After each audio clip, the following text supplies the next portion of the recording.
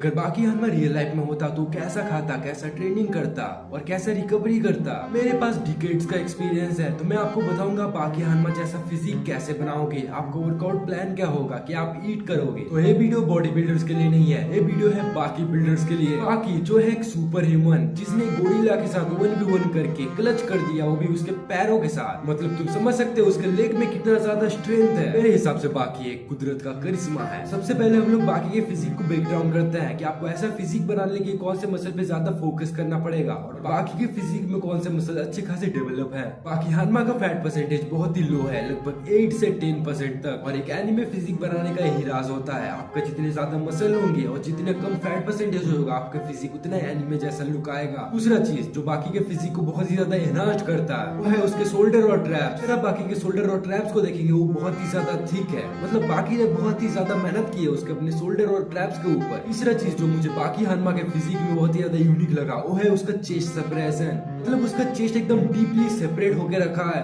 जो उसे बहुत ही ज्यादा एनहांस करता है उसके लुक को। फिर आता है उसकी डिफाइंड एब्स।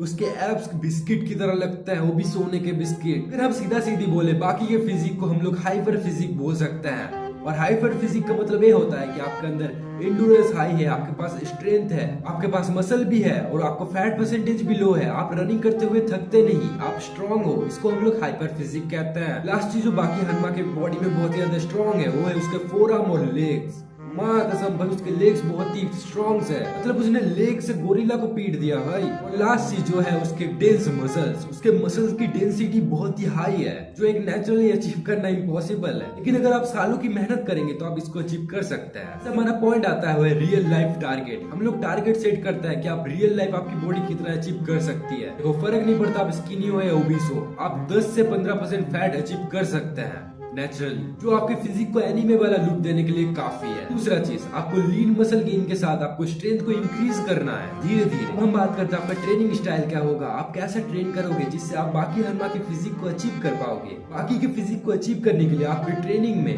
स्ट्रेंथ, एक्सप्लोसिव और हाई वॉल्यूम की जरूरत होगी। सबसे पहले हम शुरू करेंगे चेस्ट और शोल्डर से, क्योंकि उसके चेस्ट और शोल्डर बहुत ही अच्छे खासे डेवलप है। चेस्ट वर्कआउट में आप शुरू करोगे इंक्लाइन डंबल प्रेस से, तो मेजरली आपके अपर बैक को हिट करता है। दूसरा वर्कआउट करोगे आप डिप्स, और हो सके तो आप वेटेड डिप्स करिएगा, जिससे कि आपका स्ट्रेंथ और भी ज्यादा इंक्रीज होगा और आप जल्दी से जल्दी एनीमे फिजिक अचीव कर पाएंगे। और मैं भी weighted dips, weighted pull up exercise करता हूँ, जिस वजह से मेरी फिजिक भी बहुत ही अच्छी खासी ग्रो हो रही है। लास्ट शोल्डर के लिए आपको रेजेस लगाना है, लेटरल रेजेस, फ्रंट रेजेस और रेयर डेल्ट के रेजेस। बस आपका चेस्ट वर्कआउट यहीं पे खत्म होता है। डे 2 पे आप करोगे बैक और ट्रैप्स। बैक के लिए सबसे बेस्ट एक्सरसाइज है वो है पुल अप्स, और हो सके तो वेटेड पुल अप्स। अगर बाकी हनमा को साइड में रखे तो मैं आपके लिए जीता जागता एग्जांपल हूँ, जो वेटेड पुल अप्स करके अपने बैक को बहुत ही ज्यादा डिफाइन किया है। मैं भाई लेट पुल डाउन इतना नहीं करता जितना मैं वेटेड पुल अप करता हूँ। तुम मेरी बैक भी देख सकते हो कितनी ज्यादा शार्प है। दूसरा एक्सरसाइज आपको बैक के लिए रोजेस लगाना है, जो आपके अपर बैक पे काम करेंगे। तीसरा और लास्ट एक्सरसाइज आपको अपने ट्रैप्स के लिए लगाना है, वो है सक्स। इससे आप पूरे बैक को ट्रेन कर पाएंगे।